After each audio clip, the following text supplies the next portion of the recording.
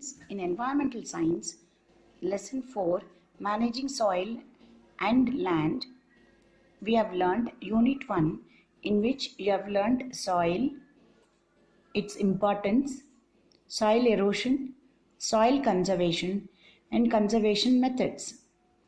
In continuation with conservation methods, we are now moving on to use of manure, biofertilizers, and biopesticides.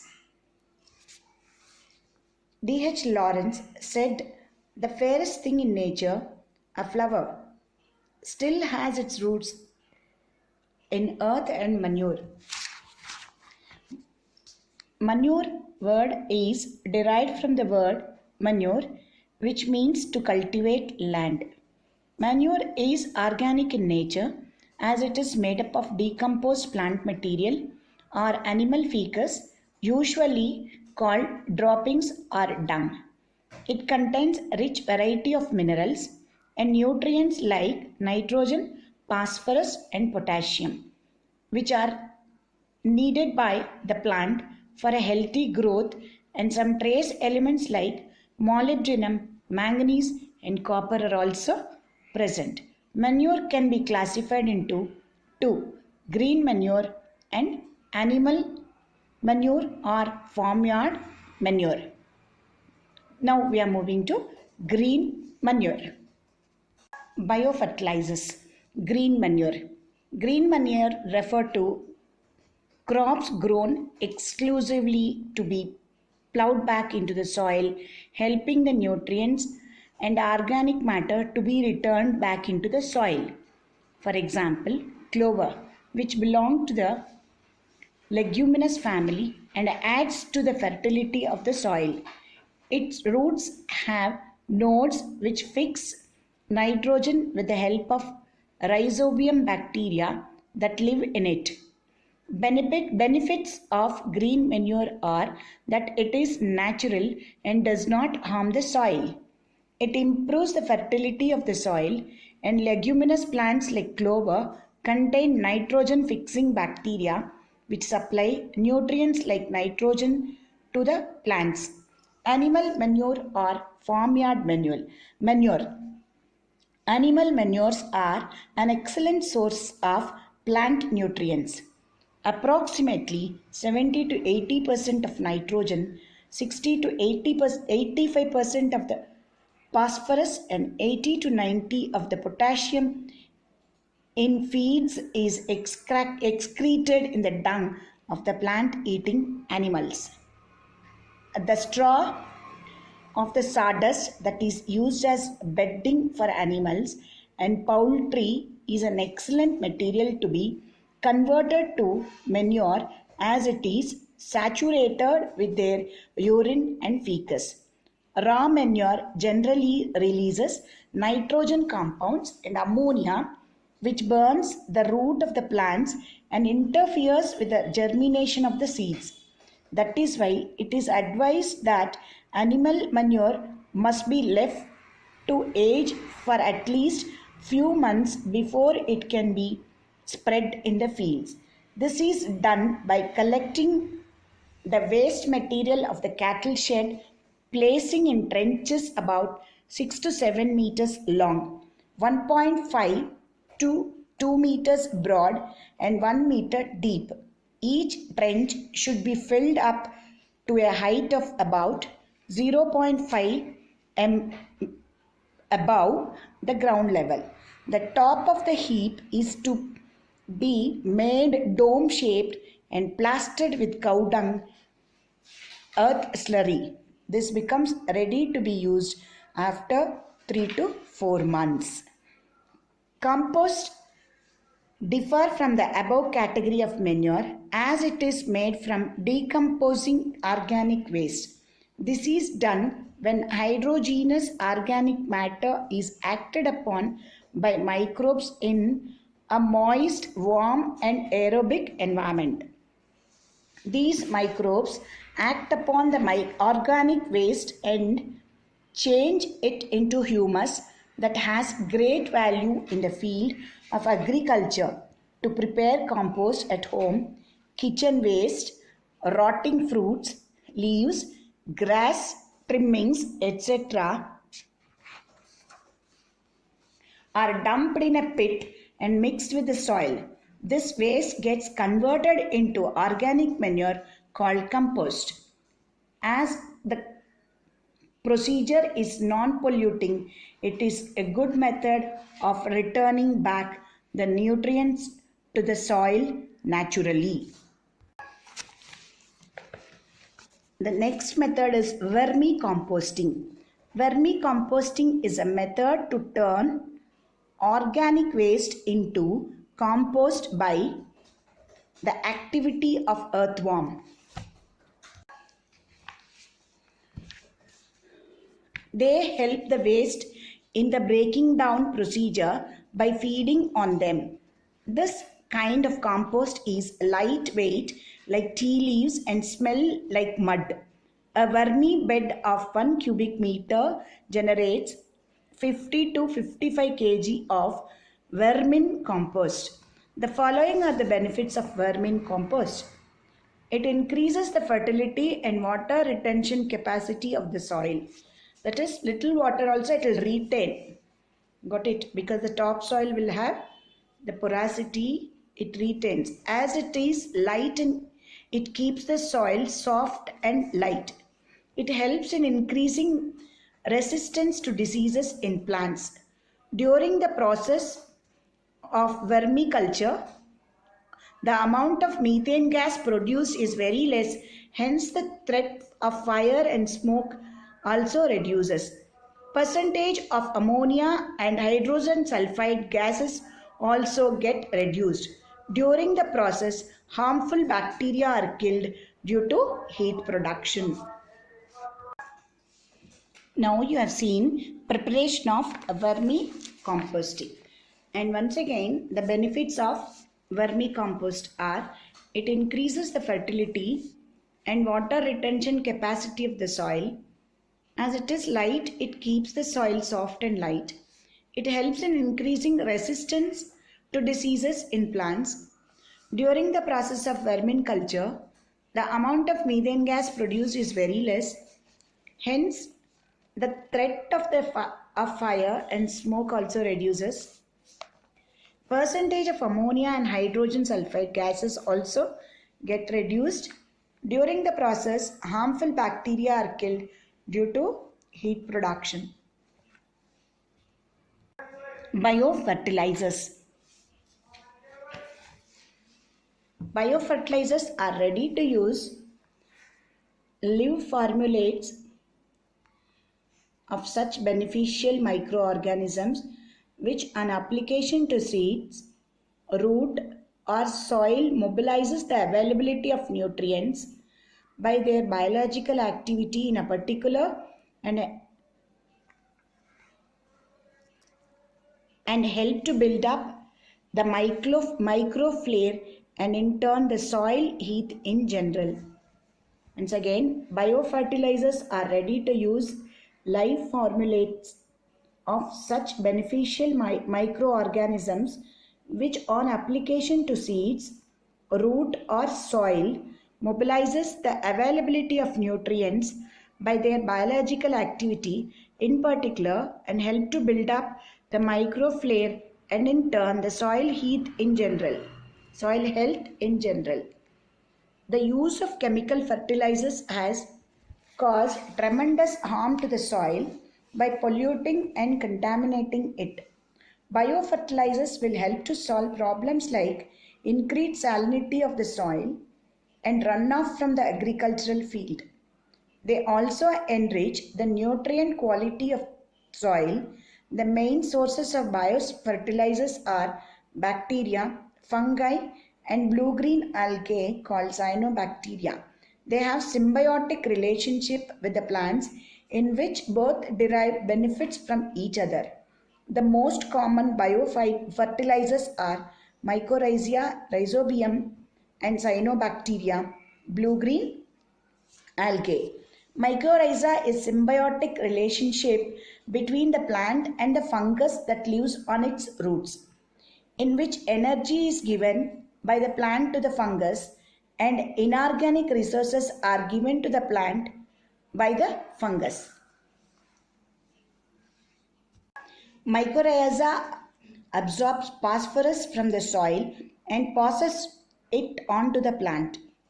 This relationship can improve the yield by 30 to 40%. Mycorrhizal plants show high tolerance to high soil temperature, various soil and root-borne pathogens, and heavy metal toxicity. Rhizobium bacteria are present in root nodules of leguminous plants. These plants require high quantities of nitrogen as compared to the other plants. Nitrogen, being inert gas, can be taken by the plants only in the fixed form, which is facilitated by the rhizobium bacteria. Plants like pea, gram, soya bean, etc. benefit out of these nitrogen fixing bacteria. Nitrogen is highly inert, children. It has triple bond. It is highly inert. So it cannot be made into nitrates at an ordinary temperatures and all. So it is very difficult. But certain bacteria like rhizobium, which are present in the nodular roots of leguminous plants, can easily convert this nitrogen into nitrates, and they fix that nitrogen into the soil, and these bacteria are called nitrogen fixing bacteria. Blue-green algae are considered the simplest autotrophic plants that are capable of building up food material from inorganic matter. They are microscopic and found in snow as well as hot springs. Two extremes, children. Few of them can live in symbiotic relationship with other plants. Lichens is good example. The ability to make their own food by method of photosynthesis and fix atmospheric nitrogen account for their symbiotic association. Lichen is association between algae and fungus, children. Blue-green algae are the great value as they add organic matter to the soil and increase soil fertility, so much so that barren alkaline land in India have been reclaimed by proper growth of certain blue-green algae. Thus, biofertilizers are important if we are to ensure a healthy future for generations to come. Biopesticides.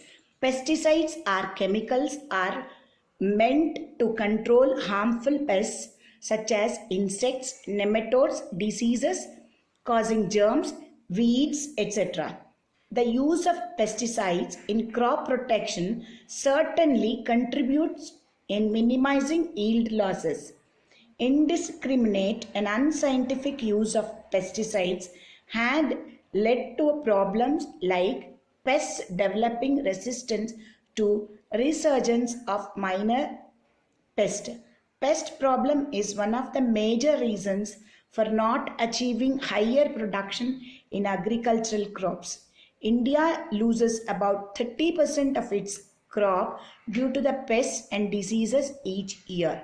Children, once in Scotland, there was Netherlands and Scotland potato blight, children.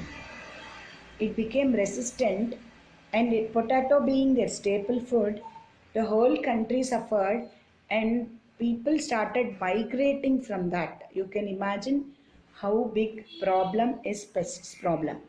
Once they become resistant to pesticides, how much ever you spray, so much if you spray also, they will not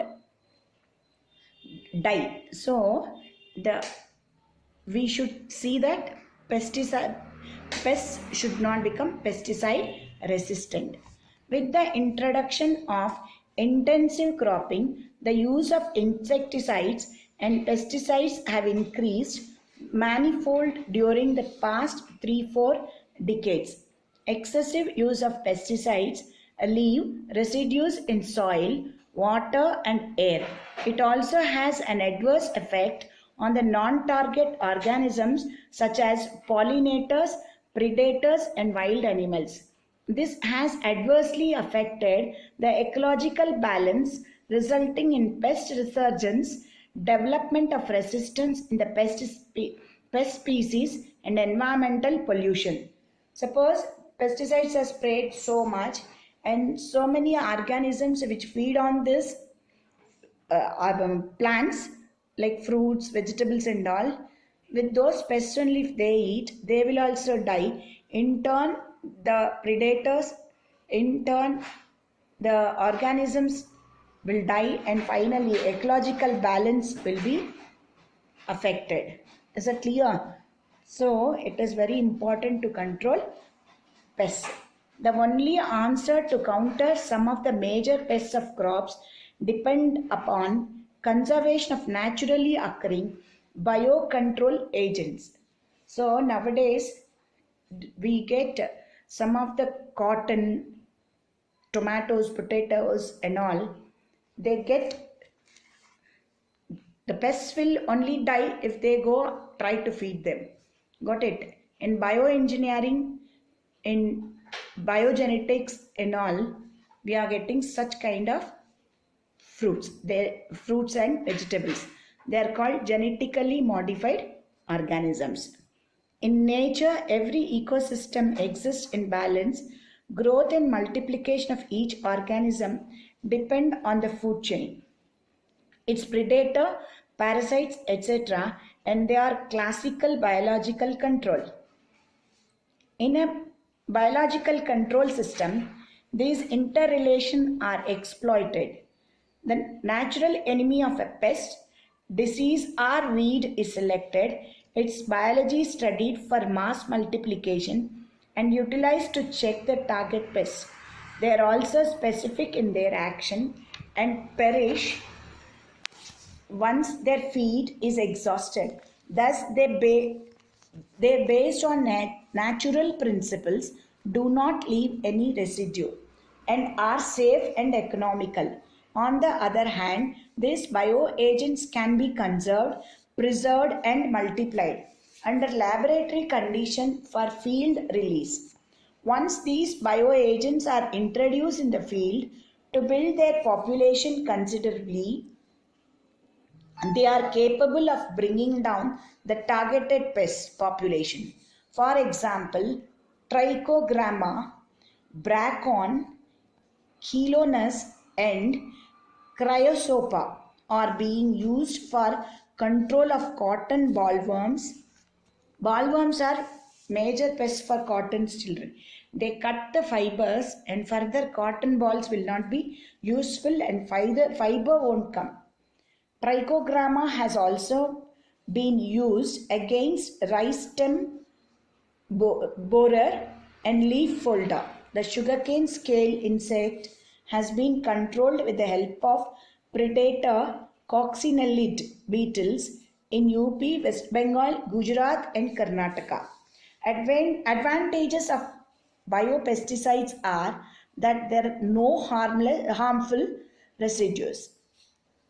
It targets only specific pests and does not harm the pollinators, predators and parasites and are safer for human beings.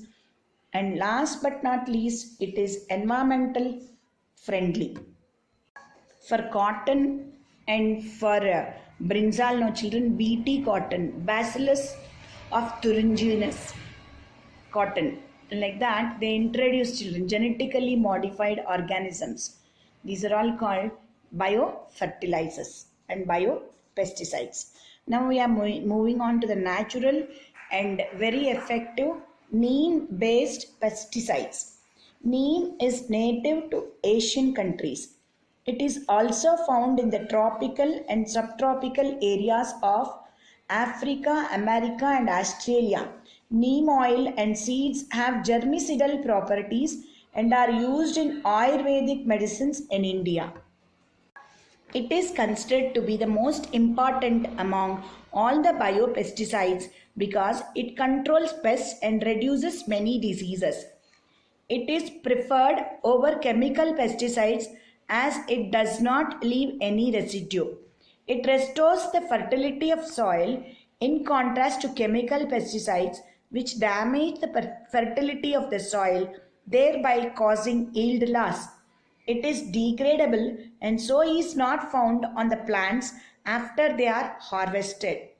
So after harvesting also the grapes and all, if you see seedless grapes, there'll be lot of pesticides sprayed on them. We have to thoroughly wash them and eat. The residue will be found. But in neem based pesticides and all, that problem is not there. It is non-toxic to human body. It is degradable and is not found on the plants after they are harvested. Pests do not develop resistance to it. Did you all understand? So its name is very useful. Dangers of chemical pesticides. Dangers of chemical pesticides. Pesticides pose a threat to our environment, crops, human beings, targeted species of pests, and non-targeted organisms. It is found out that many fruits and vegetables like apples, cherries, spinach, potatoes, pears, peaches, etc. may contain residue of pesticides used on them even after being washed thoroughly. Thus, pesticides that are sprayed drift along with the wind and pose a threat to human health. An insecticide can kill predator and parasites that are beneficial for the crop along with the pests. If not handled judiciously, these chemicals can bring about decline in pollination. Pollination will be reduced, children, which could have direct impact on food supply. If the pollination is not taking place, the fruit only will not, fruit, seed formation, you have learnt in your previous classes how important pollination is. Most of the pests get destroyed by pesticides, but a few survive, which give rise to resistant species. Then either the farmer has to increase the amount of pesticides or has to use a more potent pesticides. Both of them would increase the dangers that already prevail. He should either use most effective or more quantity. So both are dangerous. Children are more susceptible to dangers from pesticides than adults. They are sensitive to neurotoxins found in pesticides because their brain, organs and immune system are in the developing stage. Some pesticides have been connected to cancer, birth defects, genetic mutations and neurologic conditions. Got it, children? They directly cause harm to the children. Particularly, children's brain will be in developing stage. Excessive use of pesticides in gardens, lawns and fields can run off and can contaminate streams, rivers and lakes. Few decades back, DDT was used as a very effective insecticide. It was later discovered that it was preventing many fish-eating birds from reproducing and posed a threat to biodiversity. DDT is banned pesticide, but it is still being used by few developing countries to prevent malaria. They are considered to be classic environment poisons. They are stable and can harm human beings even in low concentration. The risk of such organic pesticides increases if it is bioaccumulative. That is, it has the ability to get stored in living tissue.